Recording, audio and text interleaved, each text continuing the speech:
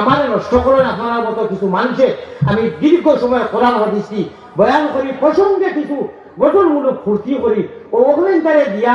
আমার কমজোর বানাইয়া আধা ঘন্টা 1.5 ঘন্টা 1.5 ঘন্টা কোরআন হাদিস আমি দেই, এটা বিলকুল দেই না। সারা খাটি নাই, খাটিয়া কইলা হুকিরে খালি আসায়